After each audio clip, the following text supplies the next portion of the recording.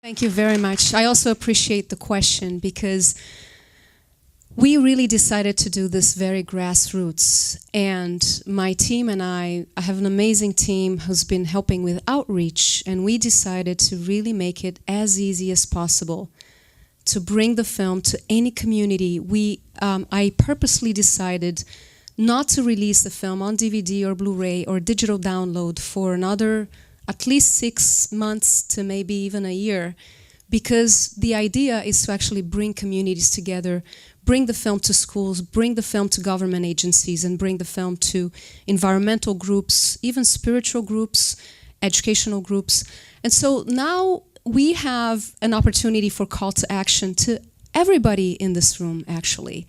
So maybe I know that David also wanted to say something about this movement. Do you want to do this now? And he's only going to take 3 minutes, but what Dave is going to say, I would like to talk about maybe the logistics a little more about answering your question after David says a few words.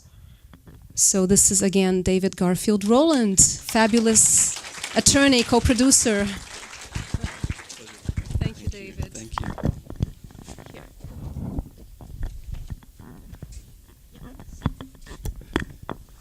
As my mom would say, this will be short and sweet.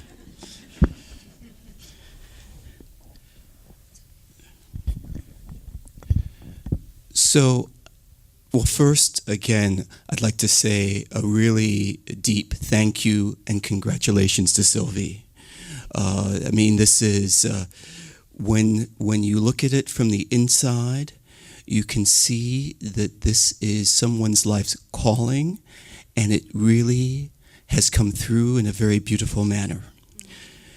Now, as part of that, there's a deep belief that all of us are part of the human tribe. As two shaman Hachima and Ruturi, who are very close to me, have said many times over. And as being all part of the human tribe, we can truly work together to get the word out. There is so much here that we can use from a standpoint of education and responsibility to share with others so that they can bear witness and take responsibility for protecting our Mother Earth. And so I ask each of you, you have been here, you have joined us on this journey, and I can tell you it is a long journey and it's far from complete. But with your help, we can get to the finish line. And by the finish line, that means that we can truly get to a place where many can see this film and be touched in the manner that each of you have been touched this evening. So I just ask you, as you leave tonight, you can think about those close to you, those who you care about, your colleagues, anyone who you think, hey, I think this person would be touched by hearing about this film and by seeing this film. And if you can go out and spread that word will resonate over and over again, because together we can truly achieve wondrous things. I'd like to say thank you so much for your time. And Sylvie, thank you. My pleasure. Thank you, David, very much. So I think I'm going to point out a little bit more in detail what can be done. Actually, Atosa gave me some good ideas, and I am planning to enact them. So as you have seen from the film, we don't promote giving up technology to go back to nature.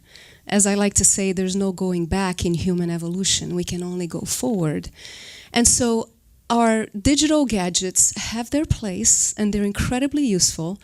I would like to ask you all to get your phones out, reopen your phones. I mean, they must be turned off or on silent or whatever, and go to lovethinature.com. This is only going to take a minute, really.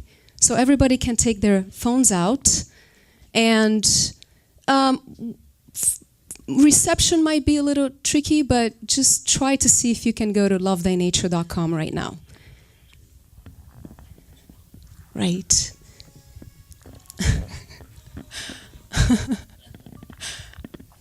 So let me know when you're there. You will find a new button. We just put it up today, and there's a button that says share. And if you click on that button, basically you have an option to share with your community in any way that you'd like, Facebook or Twitter or whatever else. So my invitation to you is to basically say a few words about how you felt about the film, or how do you feel about coming to a Love Thy Nature event. It's going to be playing until Thursday. So it could be as simple as posting it on Facebook and saying, whatever resonates for you. Loved this film, you have to come watch this. Join the Nature Connecting movement, playing at the Lamley, Santa Monica until Thursday. Whatever resonates with you, just share it with your community. That would already be a great call to action, because then we have an opportunity to bring more people to this conversation. Bring your community, your loved ones, and share the love with them as well. The other thing I was mentioning before is we have an opportunity to host a screening for anybody who wants to bring the film to their organization or to their place of worship or to their school or government agency. And by clicking on host a screening, it's very easy. Our team made it incredibly easy, and we're making it very affordable too. I mean, I think the starting price is like something like $175 if it's free admission. So we're really wanting to encourage the community to bring the film and bring the conversation. And so with that, I would like to open to Q&A. So whoever has questions, comments, yes, continue that. Again, thank you for showing this fantastic project. My pleasure. Speak up a little bit, please. I'm interested in education. When did you have that call to get into this movement? Was doing out in childhood? I think it started for me in childhood. I grew up in Iran, in Tehran, but then I also spent a lot of time in the forests. When I was 11, I got lost in the woods in part of Iran in the cloud forest, which is now just remnants left. And I feel like I was talking to the trees and hearing the voice of the trees. So for me, the forest became this mystical place where I could go, especially living in a dry country where war over resources in the Middle East is the reality. And once you look into the history of that region, it was once covered with forests. And so I think for me it was a calling from a young age. But really, in the early 90s, I started, in the early 80s, I started having recurring dreams about being in the forest and being in the Amazon. And I think that kind of honed me into the path that I'm in now. I feel like nature speaks if we can hear it. We hear it through our dreams. How many people hear a dream often about wild animals? Everyone. And we wake up from those dreams and you feel like you really experienced it. And I feel like for me, there's meaning. Indigenous peoples always look for symbols and meaning and teach the language of meaning. And so I think that that's so much more to be said about that. But I think that children have the ability, and we just maybe don't encourage it. We try to shut it down and suppress it, but we all have it. It's deep in our psyche, and I think it's beautiful to be nurturing that connection to the wild.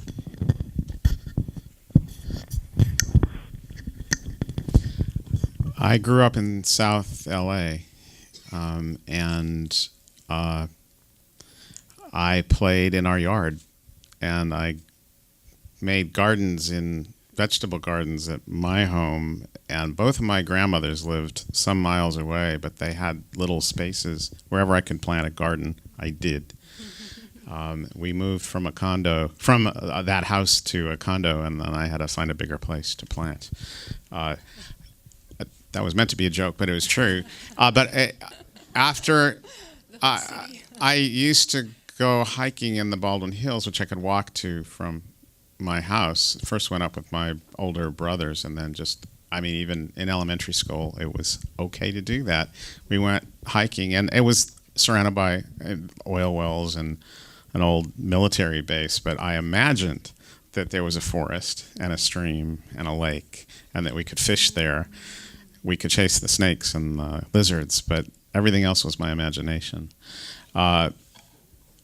It was so smoggy in Los Angeles in the 50s when I grew up that it hurt to breathe. There was no smog laws, no protection for us.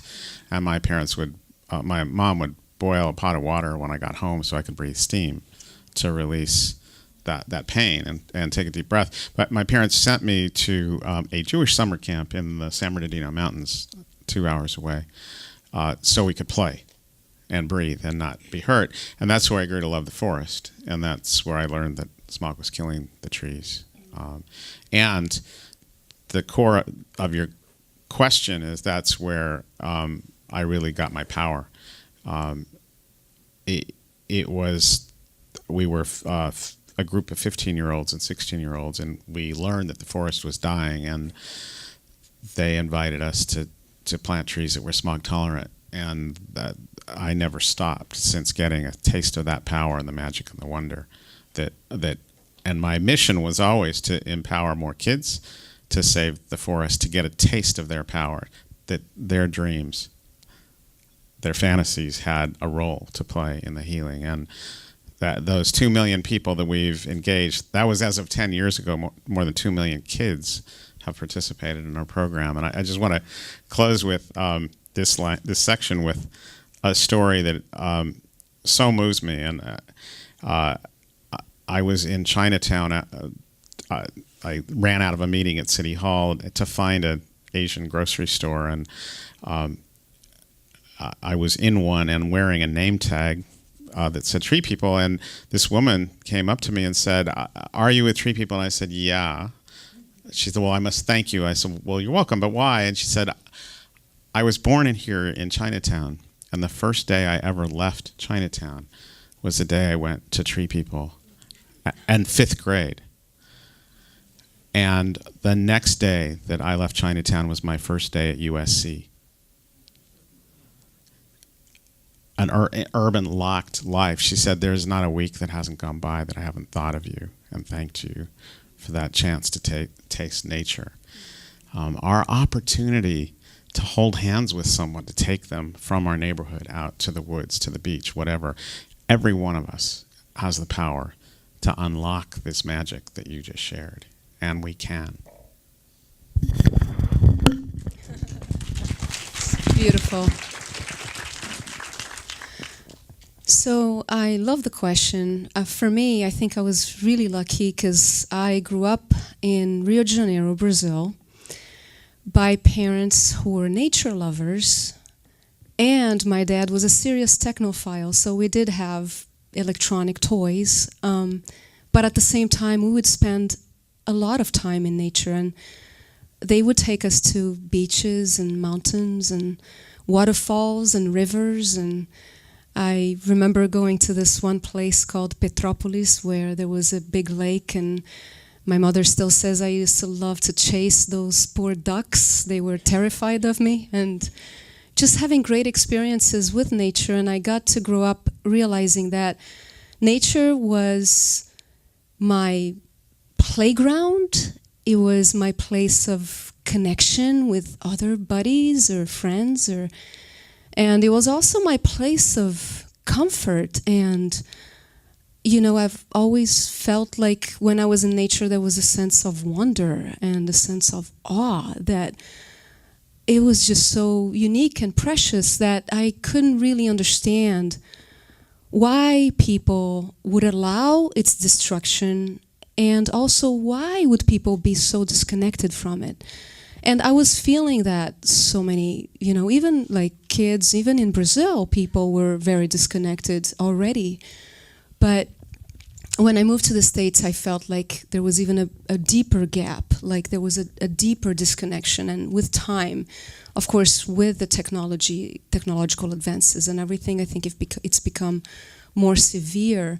But it really, for me, it did come from childhood, no doubt about it. And that's why, I love the fact that you brought up the question in the context of educational, because it really starts when you see a child that's never seen nature. Like, I used to volunteer for an organization called Children Nature Institute here in LA, and they would take inner city children, usually pretty young, like sometimes as young as 3-4 years old, and we would take them to just a park or a beach.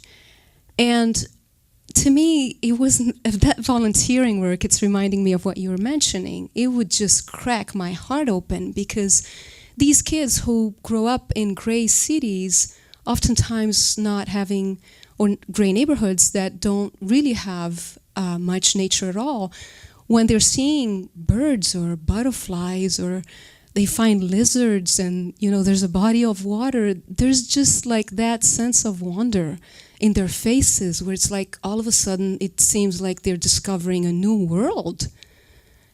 And here we are. This is our world. This is their world.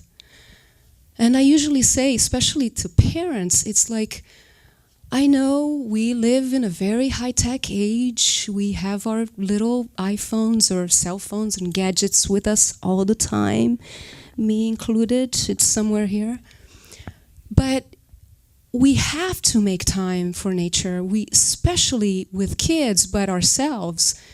And I feel like even if it's like just 20 minutes a day, taking that exercise outdoors, taking advantage of the fact that we need to move our bodies, do deep breathing, just take it outside and allow that connection with whether it's the sky or trees or listening to birds or frogs at the end of the day.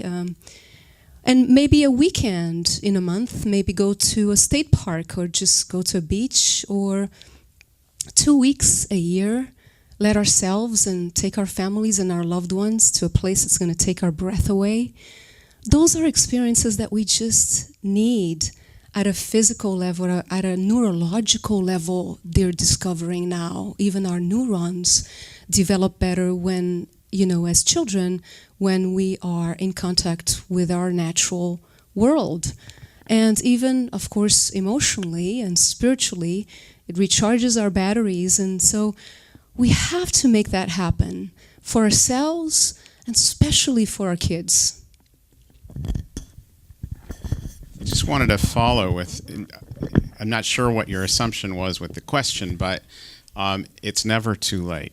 So we've all spoken about childhood experiences, and the film mentioned nature deficit disorder, but Fast Story, when we used to plant the mountains every summer going to summer camps, we went to a camp for youth at risk. Now, these were older teens from inner city areas who'd been in trouble with violence, and they were really scary. And people were going, "You're not going to reach them." And but we brought the story of the trees even being affected by smog, and told them the names of the trees, and that we needed their power to make a difference now to restore that forest. And they seemed to be into it. The amazing thing was we went back the next year and the same kids were there. When I say kids, young adults, still looking a little scary. And they came out and their faces changed when they saw us. And they said things like, "Tell us the story about the sugar pine. Tell us how the incense cedar survives the smog again." They remembered the names of the trees. They were the work in nature opened their hearts, softened them, opened them up to that whole other world.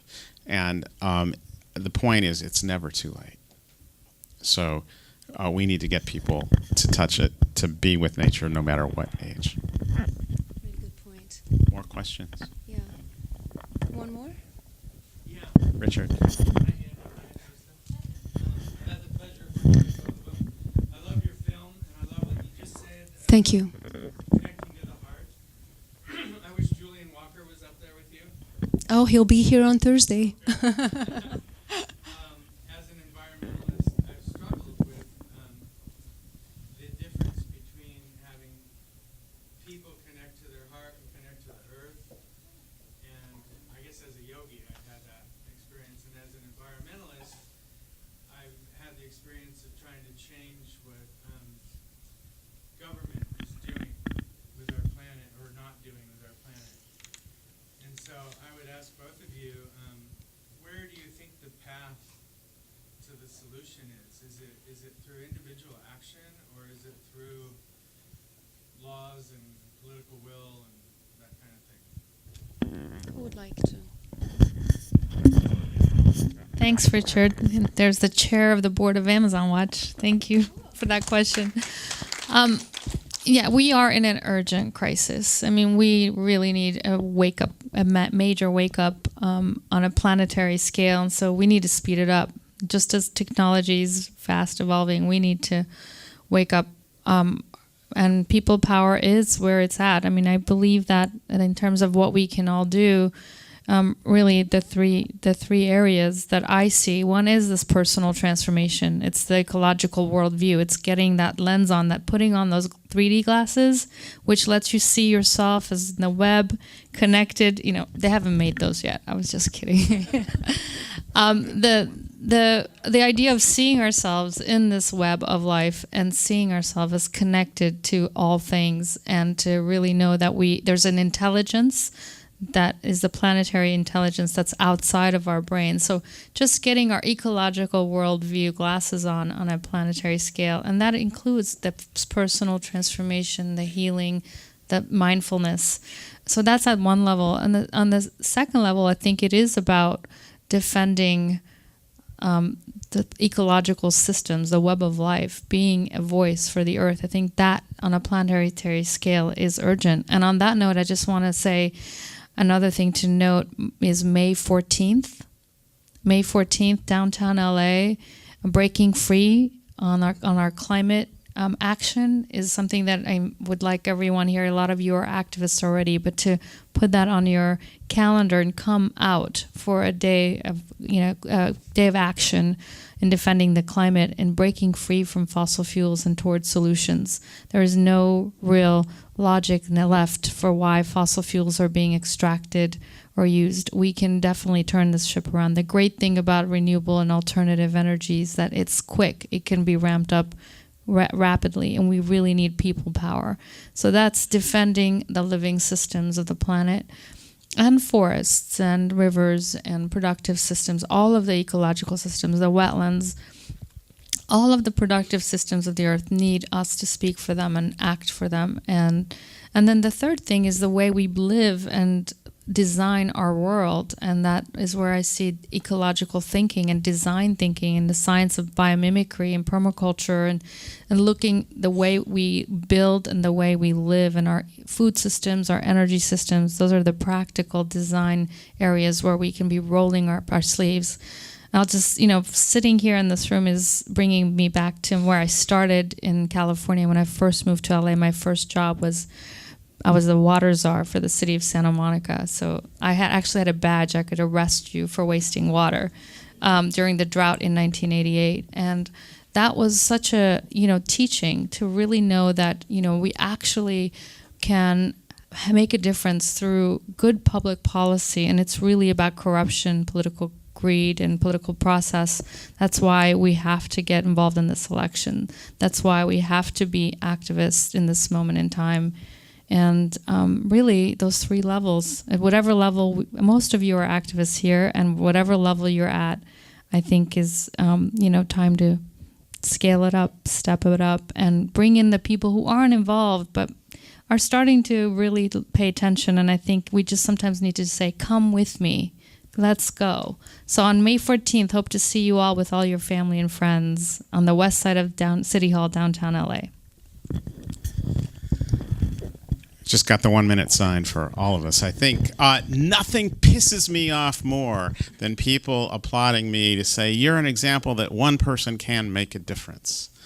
And it pisses me off because they're embedded in that statement is a belief that one day I might choose to make a difference.